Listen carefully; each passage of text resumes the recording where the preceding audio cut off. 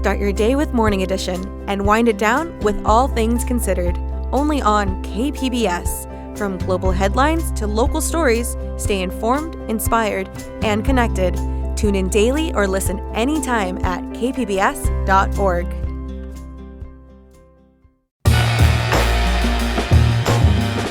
Coming up on KPBS Roundtable, this week, President Trump attempts to ban transgender soldiers from serving in the military. We take a closer look at the legal challenges that followed and how the new administration is trying to transform the military.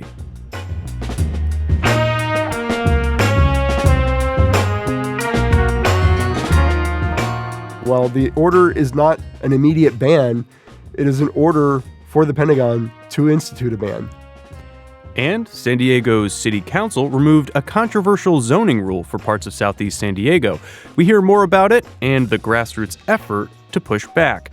Plus, a look at other stories we've been following on the Roundup. That's ahead on KPBS Roundtable.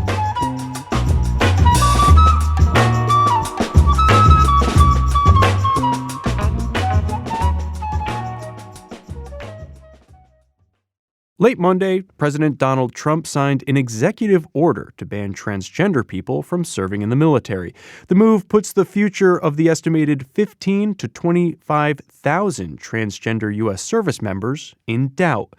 The push against transgender soldiers was but one of Trump's actions signaling a sharp change in policy and culture for the military.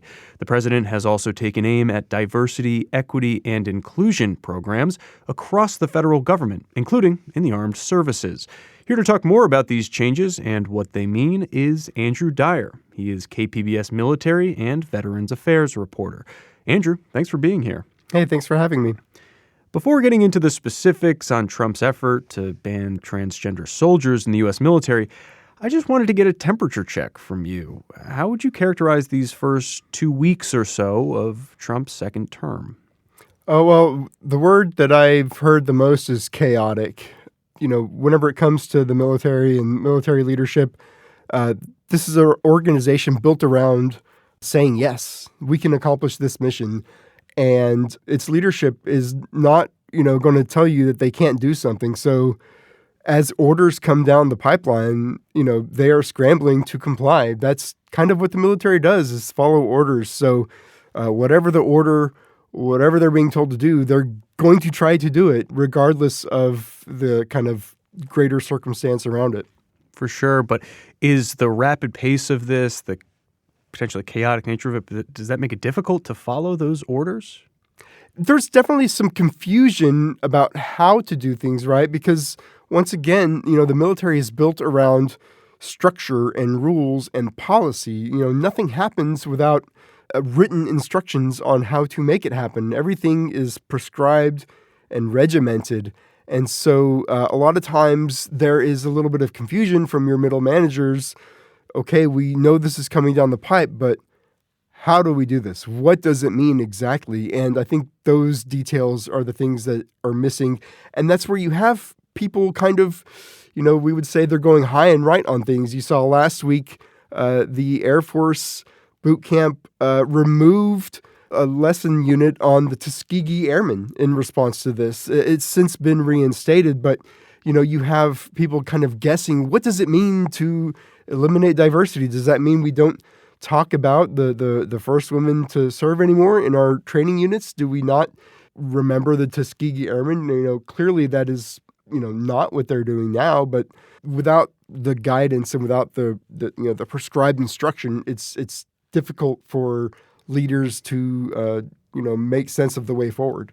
Yeah. And so getting rid of DEI programs has been a big priority for the Trump administration at large with the federal government, but certainly with the military as well. But what's the history of DEI in the military? You talked a little bit about it, but unpack that for me. Well, the military, for, being known as kind of a conservative organization overall, it's always been very diverse. The military has always needed warm bodies for its various missions. Once we moved to an all-volunteer military after the Vietnam War, increasingly you see the military recruiting from more economically disadvantaged communities, which, so happen to oftentimes also be communities of color. And, the military is a very diverse place, and it's become kind of part of the routine in the military, during Black History Month, Women's History Month, Asian American Pacific Islander Month. There's always, if you're on a ship, they'll have a sheet cake, and they'll have like a special meal on the mess deck. So you get to go down, and maybe they'll have crab legs, maybe they'll have steak, get a piece of cake. That's kind of what DEI looks like on a Navy ship. That's the best way I can describe it is these occasional little cake cutting ceremonies and stuff like that, which sounds kind of trite, but that's what we're talking about when things that aren't going to happen now. So the military integrated before a lot of places in the U.S. were integrated. Women were allowed on warships in the 1990s. And today, I served on a ship that was built pre-integration, and it was very difficult for women. But now ships are designed with women crew members in mind. So there's enough berthing and bathrooms for women. And it's just a normal part of the way the military does business now. And the diversity is baked in. So you may eliminate prescriptive instructions and, observances, but you can't de-diversify the military.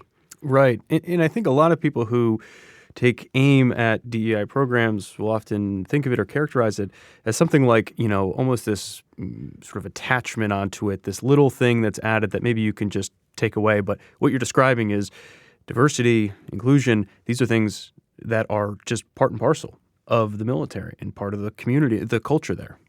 Absolutely.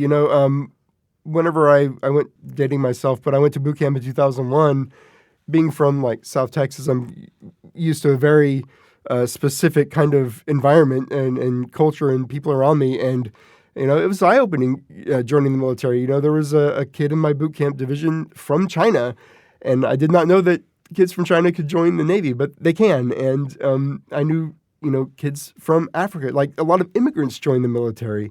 I met people from all over the country and all over the world who were serving in uniform. So it was very eye-opening to a kid from one place to go and kind of be thrown into this kind of melting pot. As cliche as that may be, like I do think for all of its faults, the military is maybe the most diverse workforce in the U.S. And so Trump signed an executive order to ban transgender soldiers from serving. But that ban, it's not in place yet, right? What exactly did Trump say in the order? So this executive order, the language it uses, kind of took me aback because, we'd seen an attempted ban during his first term. This is kind of what you kind of hear this language whenever certain leaders didn't want to allow women into combat. Whenever there was a debate over LGBT, gay and lesbian troops serving openly, is that it's going to affect unit cohesion. These are kind of the words they use to justify excluding people. But this executive order goes further, and it basically denies that being transgender is a legitimate way to live life, and that they say that, it's a falsehood, and that a person asking other people to honor this falsehood by referring to their preferred pronouns is somehow not consistent, I'm quoting here, not consistent with the humility and selflessness required for a service member. So that language is stark to use for members of your armed forces. You're kind of denying their ability to serve honorably, which is, I think, a step beyond just saying that it's detrimental to cohesion, whatever that means. You're saying that somebody like you is completely unfit for service because, there's something wrong with you. And as you mentioned, the language before, it was a lot more coded in terms of talking about excluding certain populations from serving or serving perhaps in certain areas of the military. But you're right, the language is getting a lot more unvarnished, much more just explicit, certainly. This executive order has been challenged in court already. What does the lawsuit argue, and what does it mean for the prospect of a ban on transgender service members in the near future? So it gets kind of thorny, right? And you'll have to be patient with me. I'll give you a little bit of history here. The first transgender ban was challenged in court also during Trump's first term. It was tied up in court. There was an injunction. That injunction was lifted in 2019, but the case never was able to go through the court system. So the courts never ruled whether this ban was constitutional or not. When Joe Biden came into office, one of the first things he did was reverse the ban and allowed transgender troops to serve openly. Now, basically, we're seeing a renewal of that legal challenge where that executive order came out Monday night. Tuesday morning, very early Tuesday, that there was already a suit filed in district court in Washington, D.C., requesting another injunction and, again, starting the legal fight, arguing that a ban on transgender troops violates the Fifth Amendment, which is the equal protection under the law for all Americans. So that's their argument, that this is unconstitutional. Traditionally, the courts have granted the military great leeway to determine the makeup of their force. You know, the courts have been hesitant to come in and tell the military how to shape its own force. So, you see these constitutional issues. It's an interesting question whether the courts will step in or not, or they'll fall back on this kind of traditional precedent of letting the military do whatever it wants as far as its personnel decisions. What have you been hearing from trans service members? Well, it's disruptive. People in the military. I say this a lot. People in the military are just people. They like safety. They like stability. They like knowing where they're going to be next year. They like knowing they have a job. They like knowing they have a place to live. They like, putting their kids in school and knowing their child will be able to remain in this school for X amount of years. You do move around a lot in the military, but you try to find stability wherever you can find it. And so the prospect of a ban is incredibly disruptive, and it really throws your future plans up in the air. I spoke to one service member this week who is a second-class petty officer in the Navy, serving openly. They're gender nonconforming, and they've been selected for an officer program. They already have, I believe they said they had 2 bachelor's degrees and a master's degree. As a petty officer, I've been in the Navy 9 years, and they've been selected for a very competitive program to become an officer. One of only a few people selected each year for this program. So we're not talking about, people that are getting in trouble necessarily, or people that are scraping by. They're high performers. You don't get selected for an officer program because you're a bad sailor, But now this individual is wondering whether they'll have a job in 6 months. So the Pentagon has 60 days to change its policy, and the prescription is there in the language of the executive order. While the order is not an immediate ban, it is an order for the Pentagon to institute a ban. This feels a bit like some whiplash here, because just before Trump took office, the Pentagon announced its plan to help about 30,000 LGBTQ plus veterans fix so-called bad paper charges. This was an effort to address dishonorable discharges related to the military's former don't ask, don't tell policy. But now again, you have these executive orders targeting DEI programs, transgender service members. Help me square this. I mean, did this feel like whiplash to you? It's really destabilizing, right? It sounds ridiculous to talk about norms and traditions, but, for a long time, the military and military leaders, although they are political creatures, as is everybody in Washington, D.C., they really don't like politics. They like to take orders and execute orders. So during Trump's first term, when you saw the more willingness from his administration to politicize the military, it was a little destabilizing, and a lot of people were just reacting in the moment. And Yeah, so with the Pentagon maybe learning some lessons from Trump's first term, they're involved in this lawsuit with these LGBTQ plus veterans. You have people that were not just Don't Ask, Don't Tell, but Don't Ask, Don't Tell didn't come into policy until 1994. Previous to that, you have people getting kicked out, being almost like witch hunted, right? They would launch an investigation and sick, NCIS to follow you around and see which bars and nightclubs you were going to. So some real kind of cruel treatment of folks and some harsh language on their discharge papers. And that's what we're talking about doing is the military going back and changing that language on their paperwork. It's a lot of work for the Pentagon to do that. They were fighting it in court. They didn't want to go and proactively do this. But, I'm not in the room. I haven't spoke with their attorneys. But knowing that the Trump administration is coming in, not knowing what the future of that lawsuit would be, they settled the suit the first week of this year. And they will be not proactively changing all of the records, but setting up a website and making it much easier for veterans who want those upgrades, those discharge upgrade codes to apply and get it done in a much more streamlined process than what currently exists.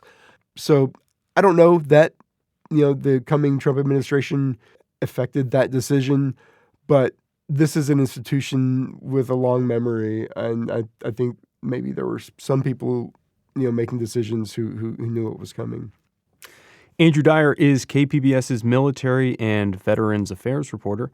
Andrew, thanks for joining us. Hey, thanks so much.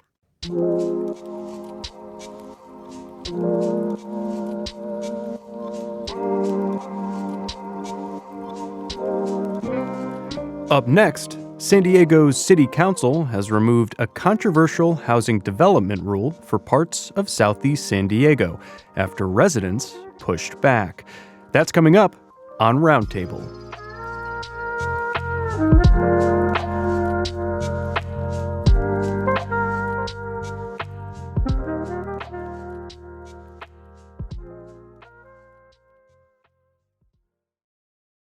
Welcome back to KPBS Roundtable. I'm Scott Rodd.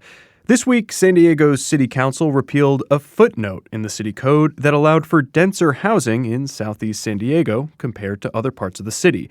The neighborhoods that were affected by that footnote, also known as the infamous Footnote 7, are formerly redline communities with majority Black and Latino residents. Following grassroots organizing and outcry from neighbors, the city nixed that rule this week. Katie Hyson is KPBS's racial justice and social equity reporter and has been reporting on this evolving story. Katie, welcome back to Roundtable. Thanks for having me. Footnotes in the city code rarely make news, but Footnote 7 is an exception. Why was it put in place, and what issues did it try to solve? I would assume that it was put into place in response to the housing shortage. The city and the area's council members have been really vocal about needing a lot more housing and quickly.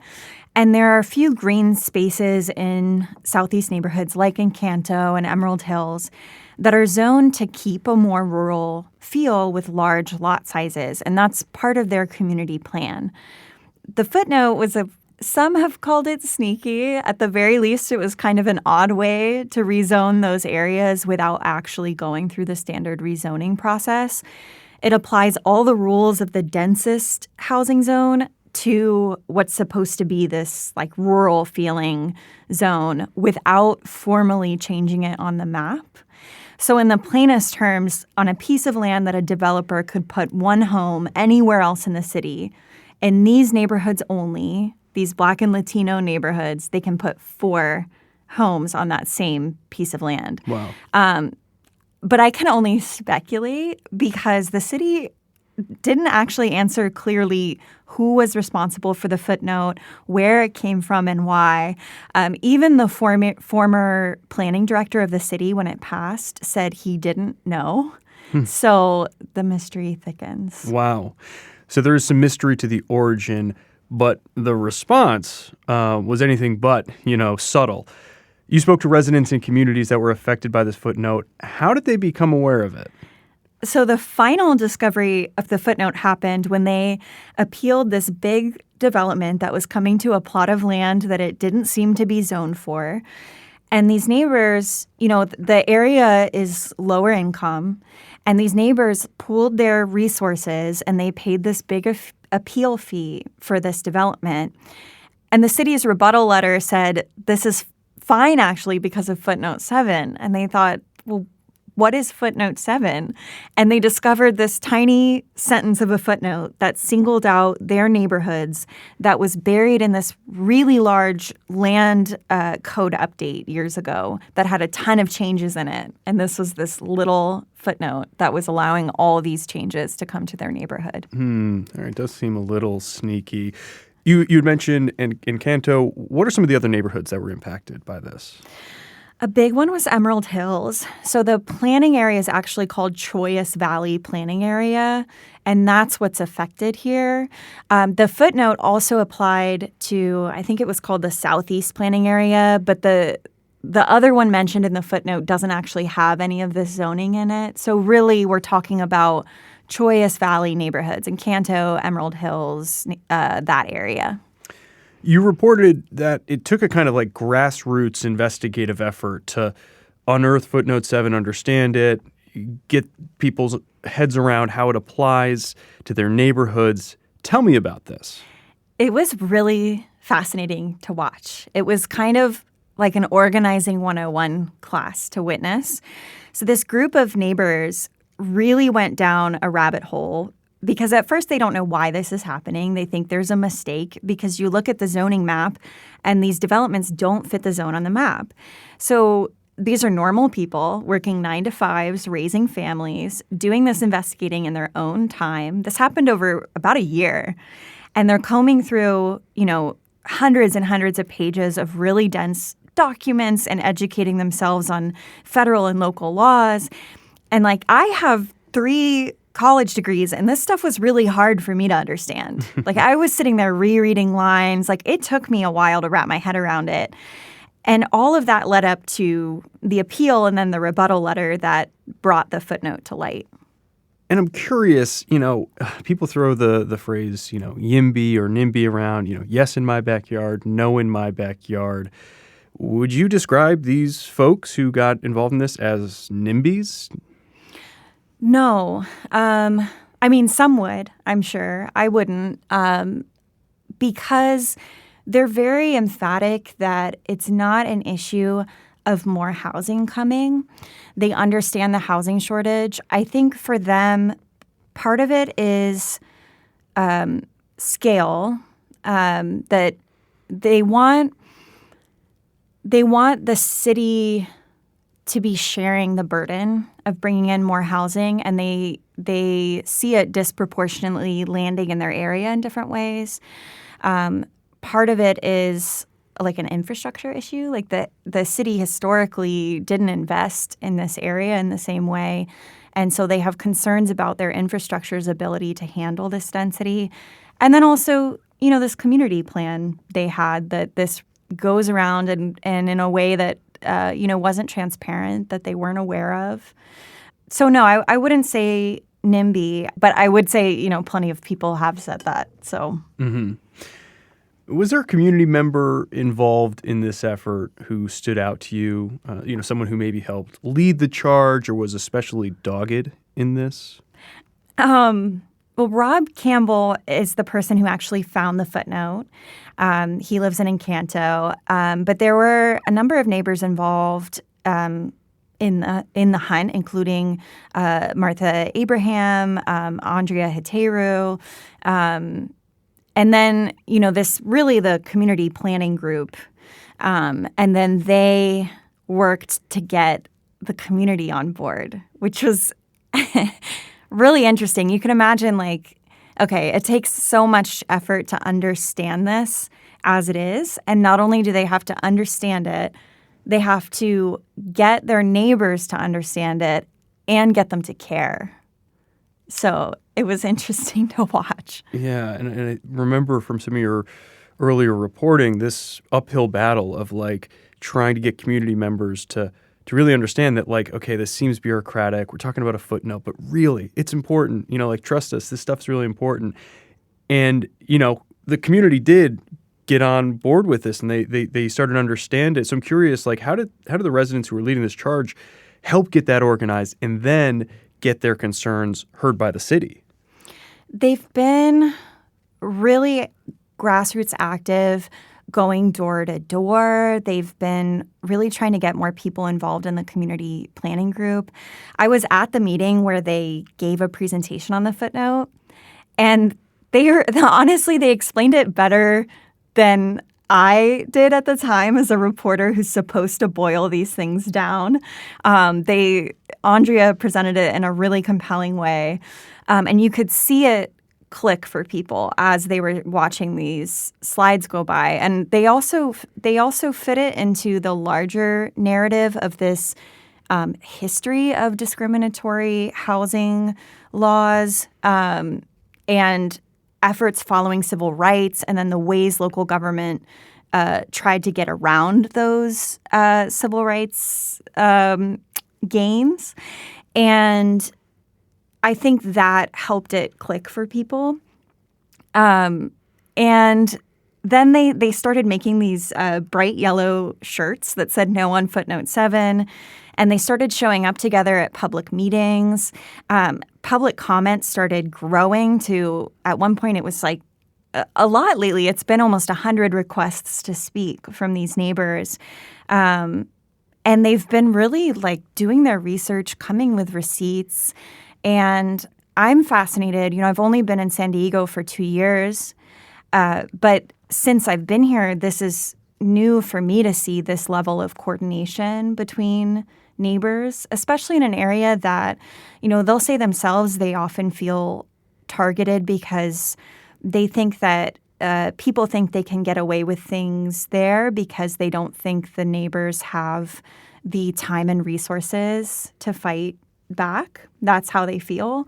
And so, man, if that's the case, they're really proving it wrong. However you feel about this issue, what is reassuring and kind of uplifting is, there's a lot of conversation about how local politics, local democracy is suffering. There's not as much engagement, not as much civic engagement, but this is a great example of folks getting together and finding something that they're concerned with and elevating that concern and having it heard. As a side note, I'm just curious, we're talking about having this footnote be sort of discussed and understood by the community and how that may be like an uphill battle for folks who first found it. Well, is it an uphill battle for you to pitch the story to your editor? Like, hey, trust me, this story on a footnote, it'll be really interesting, I promise. I love that you asked that because I think that's the exact words that came out of my mouth. It's like, listen, I have a story. It's about a footnote, but I promise it's like really worthwhile and I'll figure out a way to make this compelling. And luckily my editor is really good about seeing the vision and she trusts me. And I would kind of go to different reporters in the newsroom and say like, I'd try to almost pitch it to them to try different ways of setting up the story to see, you can kind of see when the light goes out of people's eyes versus when they're engaged. So I would try to run it by, my peers and see what could get them interested. Run it by my husband who's not in journalism and, is not somebody who cares deeply about land code, and I would wait. When I get his attention on something, that's when I know, like, okay, I've got to weigh into this story. Well, it's smart. Your own little personal focus group going on. Yeah, one-man focus group. So what happened at the city council meeting this week when council members discussed repealing the footnote? The city and the council members' response has been very careful in what they do and don't own of the neighbors' concerns. Across the board, they seem to concede two things. That the way in which the footnote was passed was not, they use the phrase, not best planning practices and not transparent. And that the way it's written to single out some neighborhoods instead of applying across the city is wrong. They did not concede that it violates federal fair housing laws, and they did not concede to halt or reverse these developments that the applications are already completed that rely on this footnote. They say that would violate state law. And they didn't concede that housing density itself is the problem. And so I think that leaves this open for them to come back and try to pass something similar to footnote 7, but city-wide. Were there any people at the meeting who were speaking in defense of footnote 7? No, and it would be hard to imagine that, honestly. The visuals of it, if you saw all these neighbors there in their bright yellow shirts, really impassioned, hour of public comment, pointing to this history of systemic racism and housing laws. And it was pretty across the board that the vote was going to be to repeal footnote 7. I think it's just careful in how they repeal it, that they're not saying housing density is the issue. San Diego and California at large have a housing crisis. Pretty much everyone agrees there needs to be more housing production. But sometimes housing production efforts have unintended consequences, especially on already disadvantaged or vulnerable communities. Would you say that's what happened here? I would say the footnote itself, by the nature of how it's written, can't be considered unintended consequences because someone put pen to paper and wrote a change to code that named just these neighborhoods that were redlined and remain Black and Latino and low income, and to have denser housing where there have been green spaces. And so denser housing coming to green spaces in only those neighborhoods and not others was exactly the intended consequence of that footnote. Unintended consequences, I would say, could be like the environmental effects of that on an area that the city has deemed already overburdened by environmental concerns and health issues.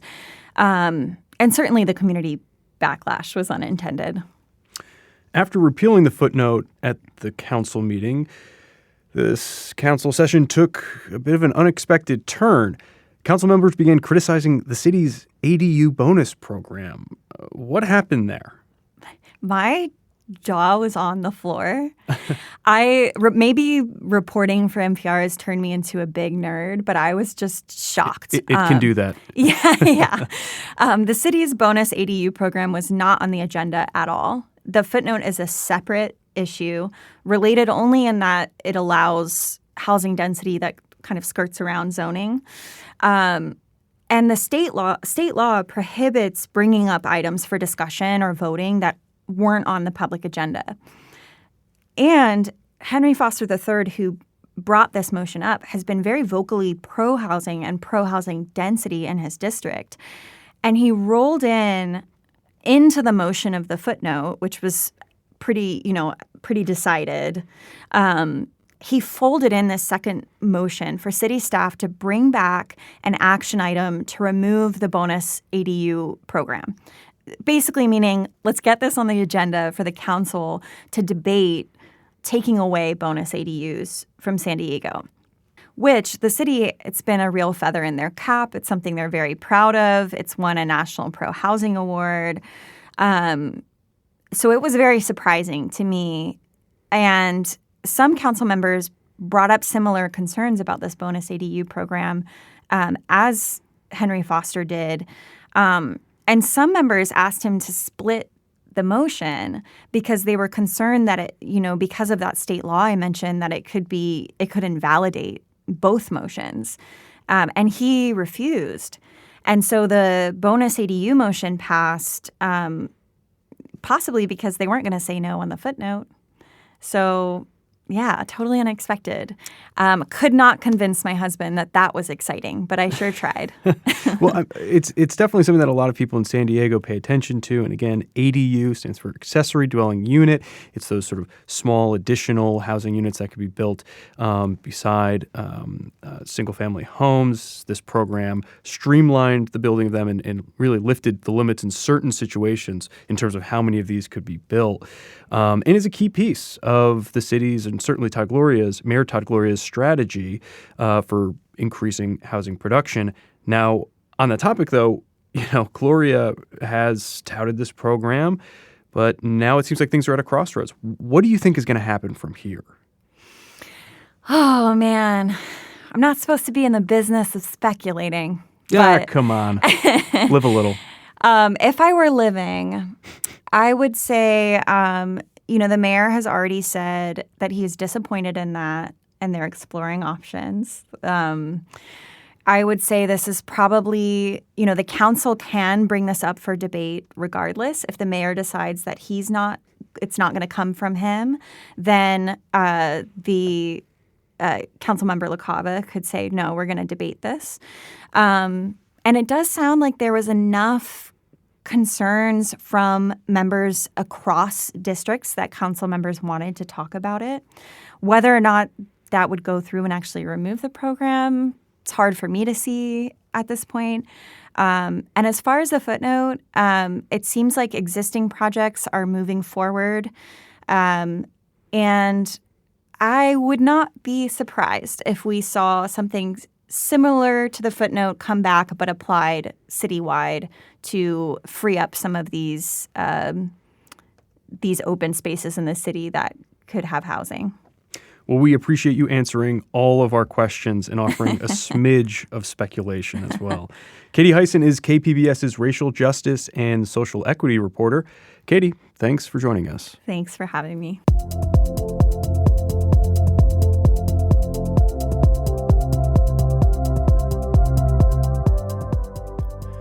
When Roundtable returns, we hear about some other stories we've been following this week on the Roundup. Stay tuned.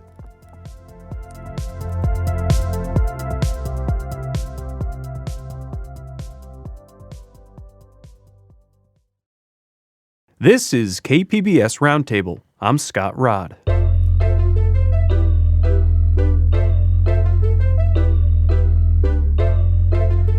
It's time to take a look at some other stories that caught our eye this week. Joining me in studio is KPBS producer Andrew Bracken. Hey, Andrew. Hey, Scott.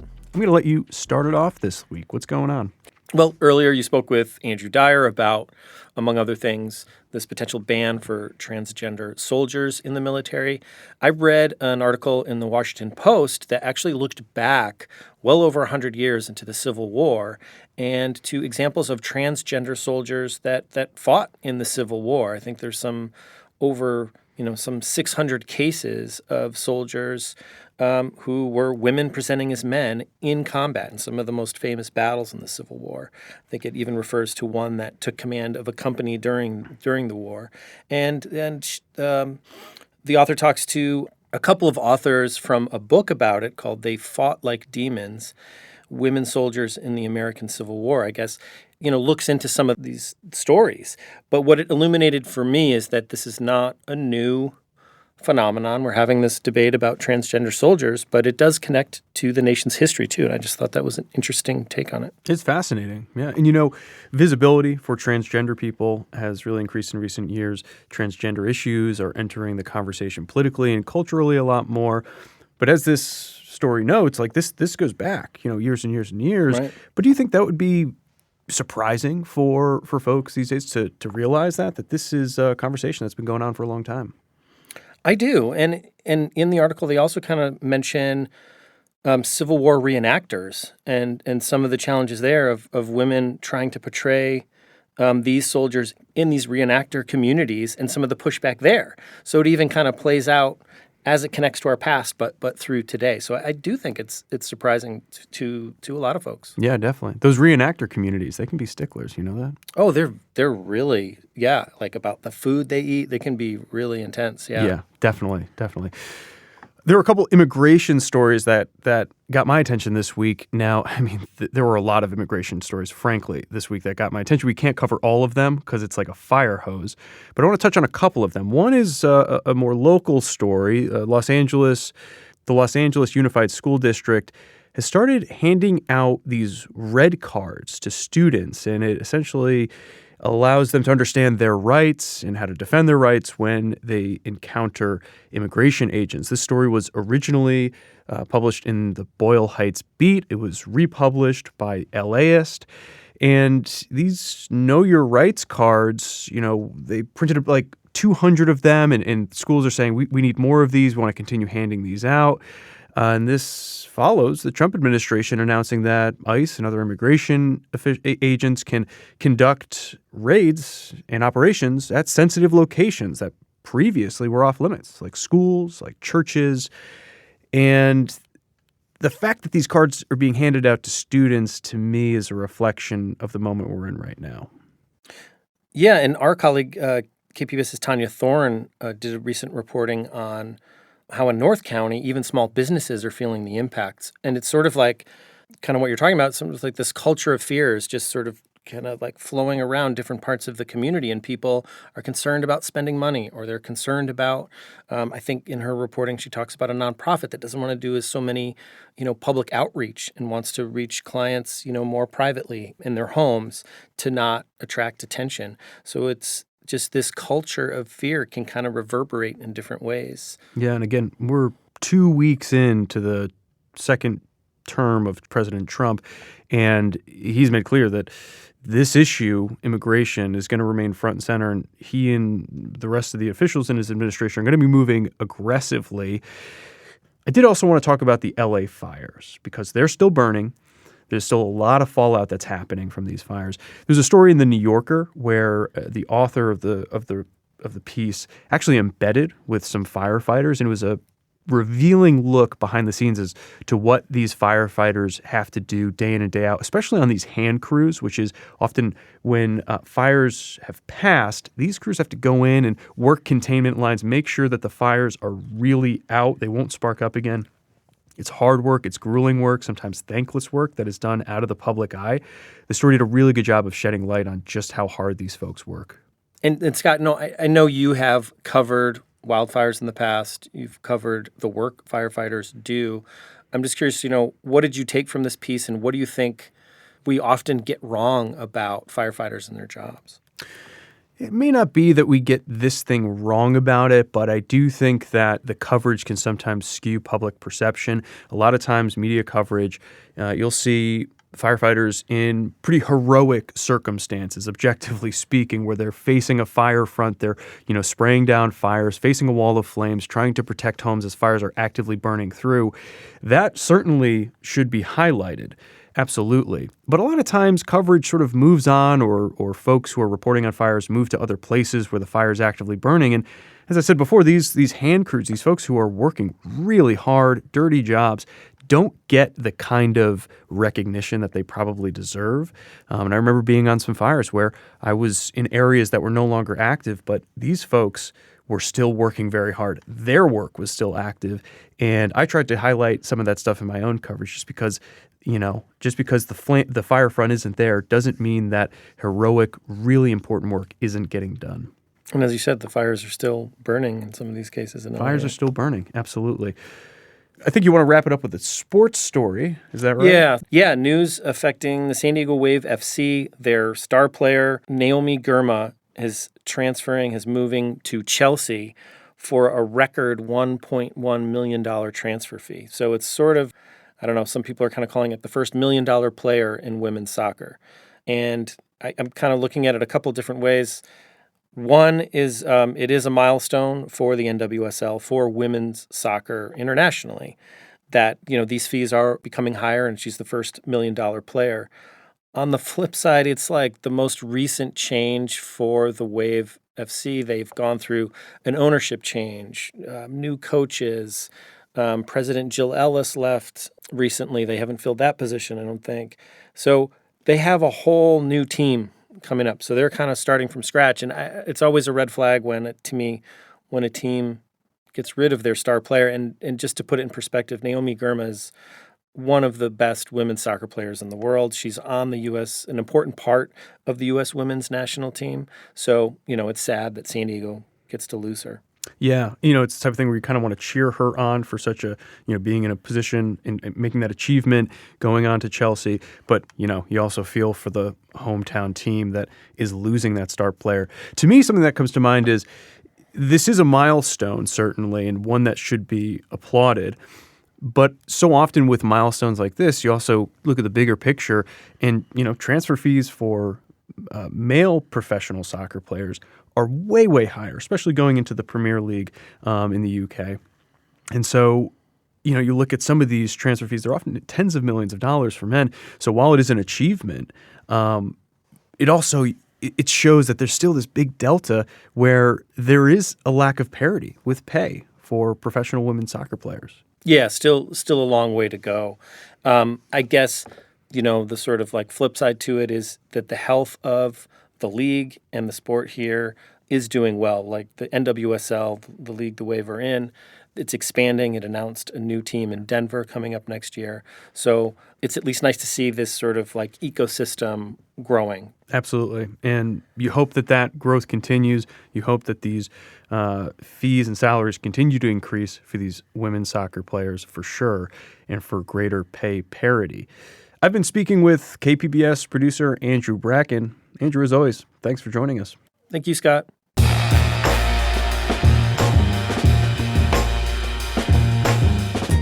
Thanks for listening to KPBS Roundtable. You can listen to the show anytime as a podcast. Roundtable airs on KPBS FM at noon on Fridays and again Sundays at 6 a.m. If you have any thoughts on today's show, you can email us at roundtable@kpbs.org. You can also leave us a message at 619-452-0228. Roundtable's technical producer this week was Brendan Trufa. This show is produced by Andrew Bracken. Brooke Ruth is Roundtable's senior producer, and I'm Scott Rod. Thanks for listening. Have a great weekend.